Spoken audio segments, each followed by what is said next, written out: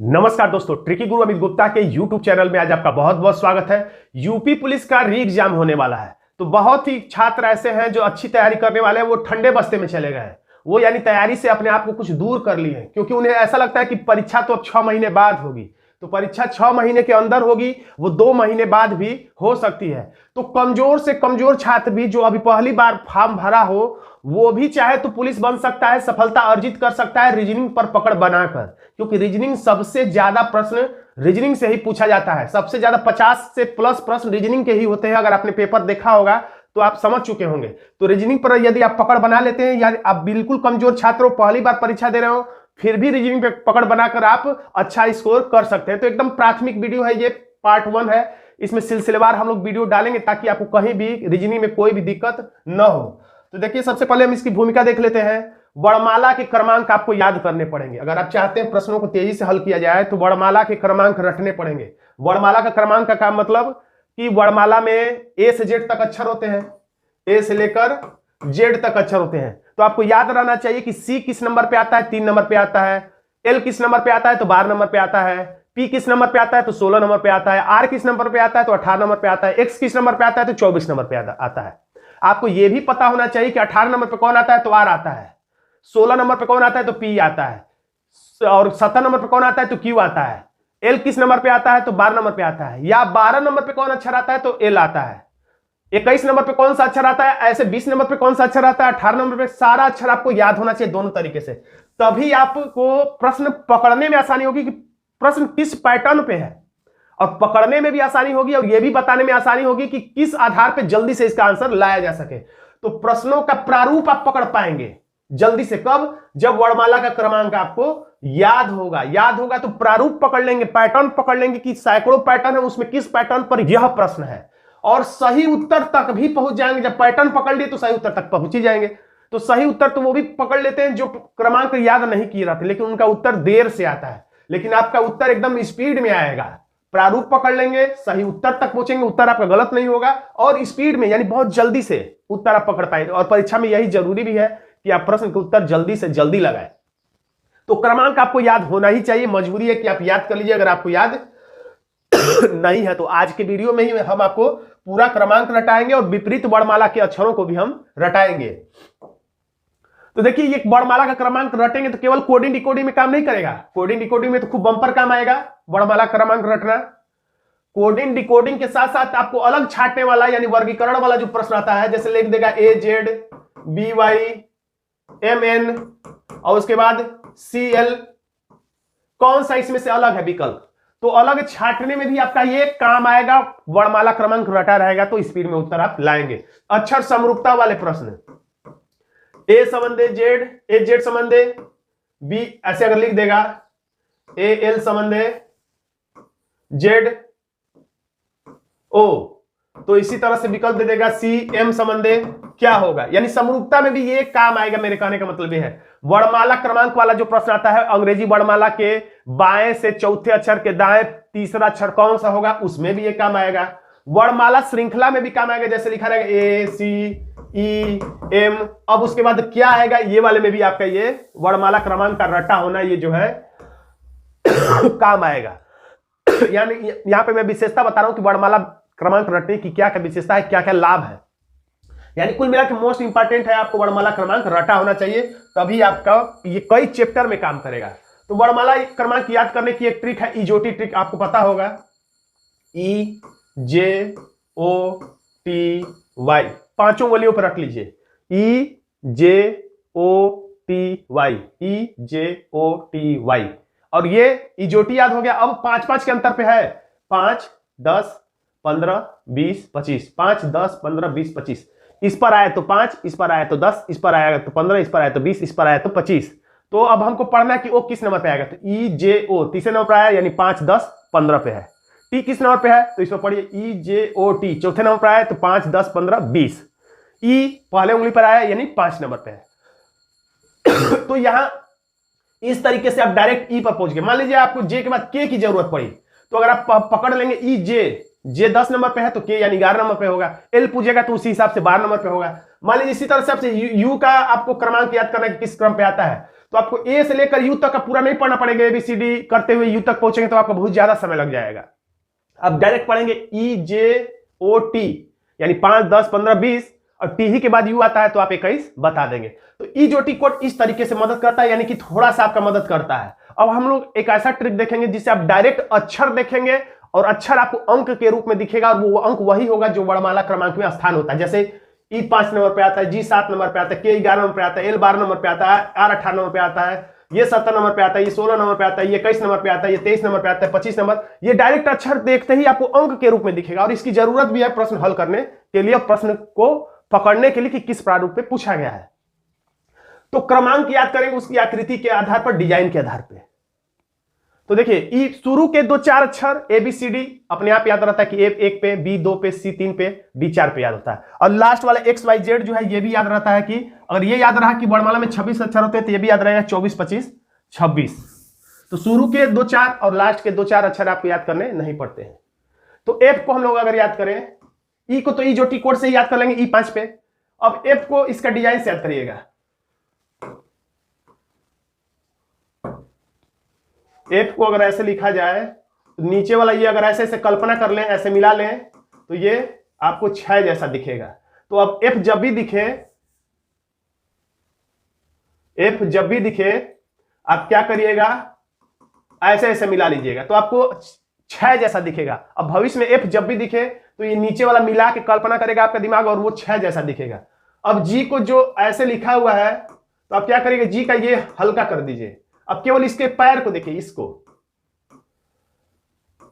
G के पैर को देखेंगे तो ये आपको 7 की याद दिलाएगा। अब H में क्या करेंगे, H में ये बिंदु बिंदु मिला देंगे तो रेलवे स्टेशन वाला ये 8 जैसा दिखेगा और H 8 पे आता भी है। I को ध्यान से देखेंगे तो बस ये ऊपर ऐसे मिला दीजिएगा तो I 9 जैसा दिखेगा। EJOT कोड के हिसाब से J को रट लीजिएगा, EJOT कोड के हिसाब से EJ दूसरे नंबर पर आए यानी 5, 10 नंबर पे। अब K को थोड़ा सा जबरदस्ती रटना पड़ेगा, ये K का ये जो है ये थोड़ा दूर हट जाए, फिर थोड़ा सा और सीधा हो जाए, फिर थोड़ा सा और सीधा हो जाए, फिर धीरे धीरे पूरा सीधा हो जाए तो ये 11 जैसा दिखता है।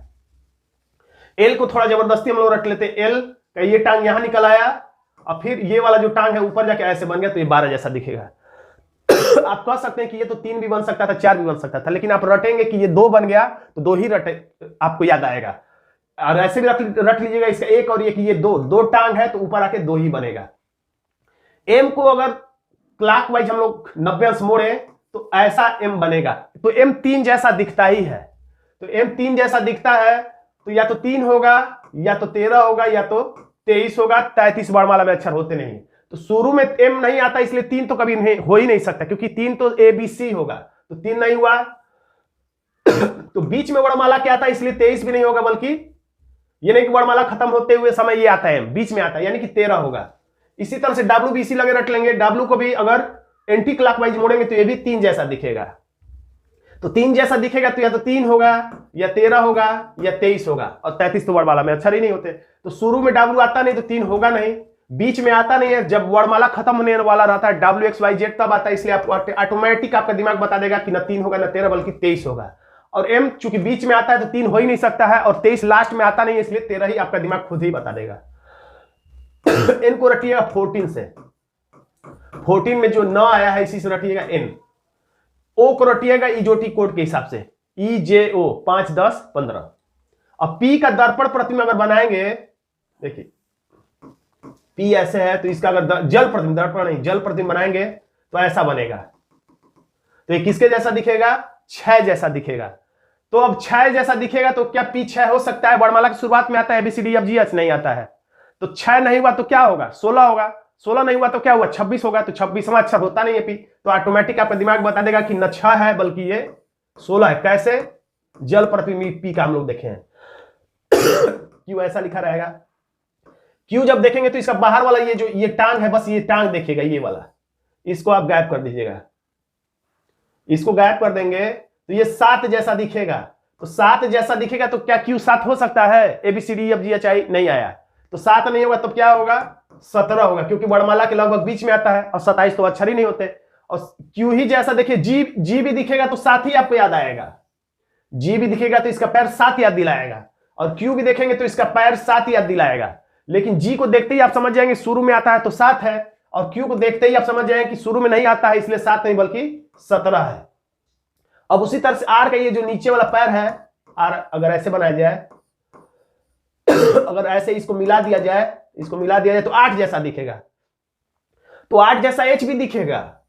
एच भी ऊपर नीचे मिला देंगे तो 8 जैसा दिखेगा, आर भी नीचे वाला मिला देंगे तो 8 जैसा दिखेगा।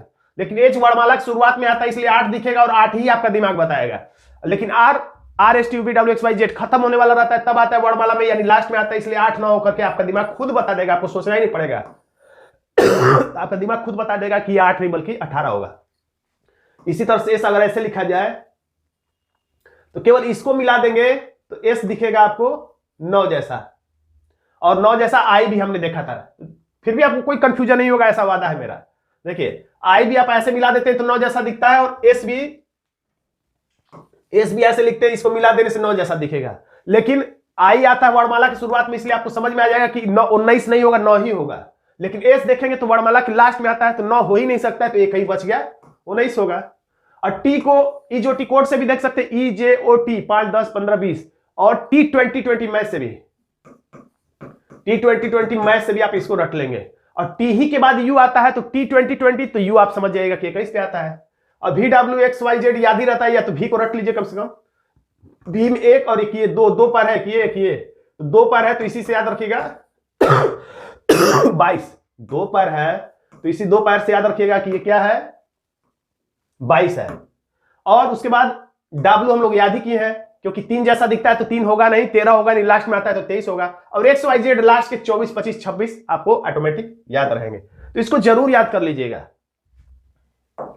अब हम लोग देख लेते हैं विपरीत वर्णमाला का क्रमांक, क्योंकि इससे भी संबंधित समरूपता में, अलग छांटने में, कोडिंग डिकोडिंग में प्रश्न पूछा जाता है और इसकी जरूरत पड़ती है। यह आपको याद होना ही चाहिए, क्योंकि इसके आधार पर भी प्रश्न अधिकतर परीक्षाओं में पूछे जाते हैं। विपरीत वर्णमाला क्रमांक यानी विपरीत अक्षर किसको कहा जाता है, तो ए शुरू से चौथा अक्षर है, पहला अक्षर है, तो इसका विपरीत अक्षर होगा लास्ट से जो पहला अक्षर होगा। शुरू से भी दूसरा अक्षर है तो इसका विपरीत अक्षर कौन होगा, तो लास्ट से जो दूसरा अक्षर होगा, यानी ये वाला वाई। तो शुरू के 2 3 और लास्ट के 2 3 तो आप पकड़ लेंगे, लेकिन अगर बीच का अक्षर पूछा जाए एच का, तो या तो वर्णमाला लिख के आपको गिनना पड़ेगा, और या तो आपको याद रहना चाहिए। गिनना पड़ने वाले में तो आपको प्रश्न का प्रारूप ही नहीं दिखेगा कि विपरीत अक्षर पे प्रश्न है या नहीं है। याद रहेगा तो आपको प्रश्न देखते ही समझ जाएंगे कि अरे ये तो प्रश्न विपरीत अक्षर वाला है, और आप तुरंत उत्तर तक भी पहुंच जाएंगे। अब एच के लिए क्या करेंगे, एच का विपरीत अक्षर जाना होता है 1 2 3 4 5 6 7 8। अब इधर से गिनेंगे 1 2 3 4 5 6 7 8। ये शुरू से 8वां अक्षर और ये लास्ट से 8वां अक्षर। या एस का विपरीत पूछेगा तो भी हम कहेंगे कि एच होगा, एच का विपरीत पूछेगा तो हम एस कहेंगे। इसी को कहा जाता है विपरीत अक्षर। लेकिन इसको अगर आप याद कर लेंगे तो ये सब कुछ आपको नहीं करना पड़ेगा। तो ए का विपरीत अक्षर होता है जेड, इसका ट्रिक है अली जिन्ना, यानी पहले अक्षर से आप याद रखिए, ए से अली, जेड से जिन्ना। अब बी का विपरीत अक्षर होता है वाई, इसको आप इस तरह से रखिएगा बाई, वाई मतलब द्वारा। सी का विपरीत अक्षर होता है एक्स, आप इससे रटे रहिएगा सीटी एक्सरे। डोर का डोर विंडो, दरवाजा खिड़की। जिस सब में 2 2 अक्षर है तो पहले अक्षर से इसका कोड बनाएगा। ई से, ई का विपरीत अक्षर होता है भी, इंग्लिश वर यानी दूल्हा या इंग्लिश वर्जन याद रखिएगा, इंग्लिश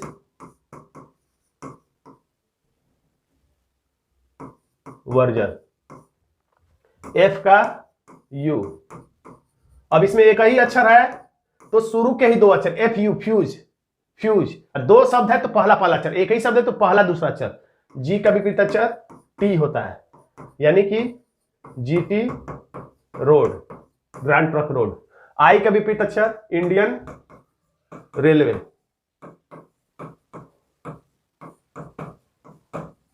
आप स्क्रीनशॉट ले सकते हैं, इसको जरूर याद कर लीजिएगा, आपका बहुत मदद करेगा। एच एस हाई स्कूल, आप पास कर चुके हैं तो इसका कोड बना लीजिएगा। ये फिर कहां से आ गया, जी एच उल्टा सीधा हो गया है। अच्छा चलिए कोई बात नहीं। एच आई के बाद इंडियन, यहां पे कर दे रहा हूं मैं, इंडियन रेलवे।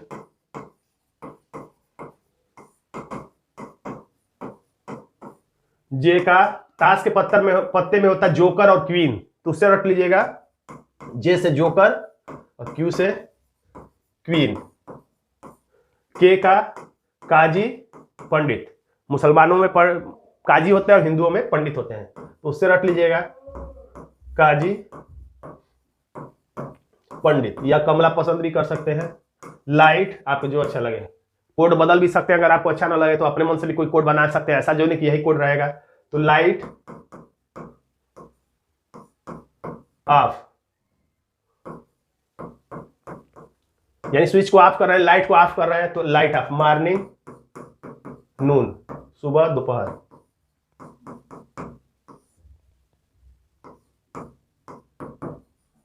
सुबह दोपहर। अब एम के बाद एन आता है, तो एन का कहेंगे तो क्या होगा? देखिए 13 अक्षरों का विपरीत 13 अक्षर हो गए।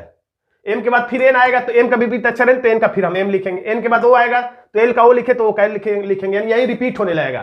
13 दूना 26, 13 के विपरीत में 13 अक्षर विपरीत हो गया। उल्टा भी याद रखिएगा, यानी ए का जेड, तो ये भी याद रखिएगा जेड का ए होता है। ई का भी याद रखना है, तो ये भी याद रखना है कि भी का ई होता है। जोकर क्वीन, तो कहीं जरूरत ये भी पड़ सकता है कि क्यू का जे भी आपको याद रहे। तो इस तरीके से वैसे सीधा याद करिएगा, उल्टा भी आपको याद रहना चाहिए। जैसे इस पर ऐसे प्रश्न आ सकता है, जैसे आप मान लीजिए दे देगा ए सी, चलिए एम, ऐसे कोडिंग डिकोडिंग में समरूपता में तो लिख देगा, और उसके बाद से 4 बिंदु बना देगा, और उसके बाद मान लीजिए कुछ भी दे देगा, जैसे के टी जे। चलिए मैंने प्रश्न बना दिया, प्रश्नवाचक चिन्ह। तो जब आपको विपरीत अक्षर याद रहेगा तभी ये प्रश्न जल्दी से दिखेगा, नहीं तो आप अंतर निकालते रहेंगे, कुछ समझ में नहीं आएगा। याद रहेगा तो डायरेक्ट दिखेगा, अरे ये तो अली जिन्ना है, सिटी एक्सरे है, मॉर्निंग नून है, यानी कि विपरीत अक्षर है। आपको प्रश्न दिख गया क्योंकि आपको याद था, और दिखने के बाद आंसर भी उतनी जल्दी आएगा। के काजी पंडित, टी का जीटी रोड, जे का जोकर क्वीन, तुरंत आंसर आ गया। आंसर भी जल्दी आता है। अब वर्णमाला की जो वृत्तीय अवधारणा है वो भी आपको समझना चाहिए, कभी कभी इसकी जरूरत पड़ेगी। जैसे A B C D E F G H I J K L M O P Q R S T Y Z. ये तो आपको पता है कि बाद बी के बाद C D M N O P Q R X Y Z आ जाता है, लेकिन याद रखिएगा जेड के बाद वर्णमाला कोडिंग डिकोडिंग में किसी भी चैप्टर में खत्म नहीं होता है। जेड के बाद ए आ जाता है, और अगर ये पूछे कि ए से पहले क्या आएगा तो जेड आ जाता है।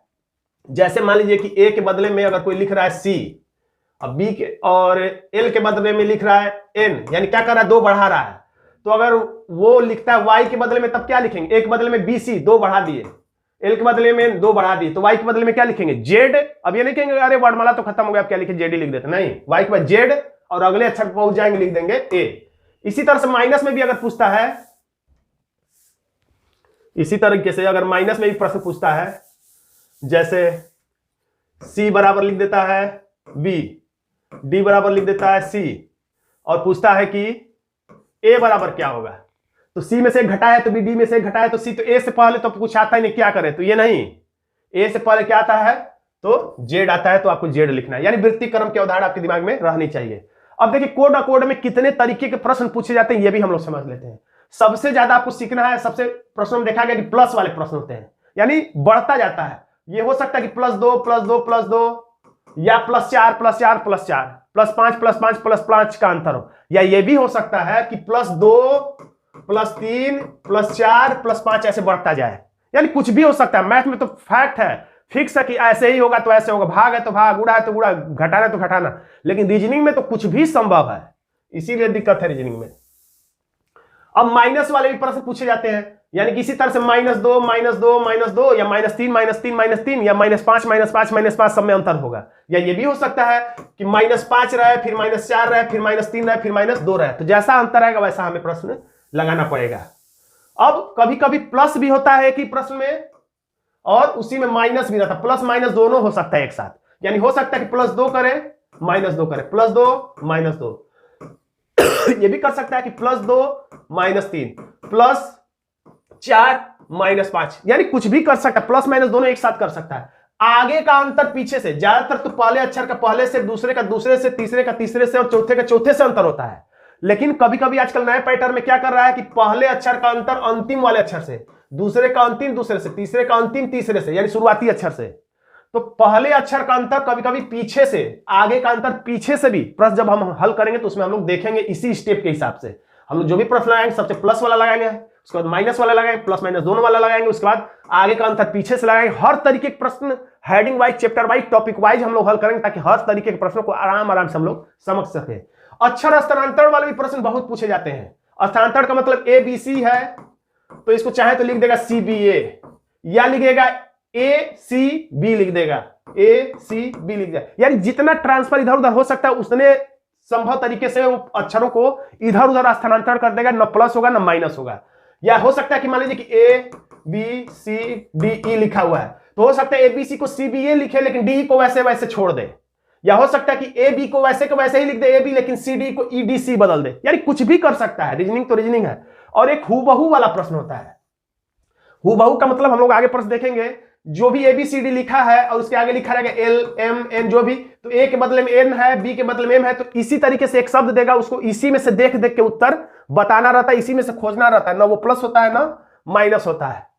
और क्या प्रकार है, तो अक्षर के साथ साथ अंक भी दिया जाता है, यानी जैसे C4 D5 L13 ऐसे भी करके लिख सकता है। और उसके बाद कुछ प्रश्न देगा, उसका उत्तर देना रहेगा उसी आकार से। अक्षरों की संख्या वाले प्रश्न, यानी इसमें कितने हैं, 1 2 3 4 5 6, या जैसे ABC बराबर 3, LMNO बराबर 4, तो अब PQ बराबर कितना आएगा, तो हम लिख देंगे 2। यानी अक्षरों की संख्या के आधार पर भी प्रश्न पूछे जाते हैं, ऐसा भी प्रश्न देखा गया है। विपरीत अक्षर वाला प्रश्न मैंने अभी बताया था कैसे आएगा। विपरीत अक्षर वाले प्रश्न खूब पूछे जाते हैं। तुलना या कॉमन कोड वाले प्रश्न, जैसे 1 2 3 का अर्थ है गरम फिल्टर्ड कॉफी, 4 5 6 का अर्थ है गरम चाय है, तो इसमें है का कोड क्या होगा, ये वाले प्रश्न, इसमें भी हम लोग खूब ट्रिक देखेंगे। शब्द स्थानांतरण वाले भी प्रश्न होते हैं।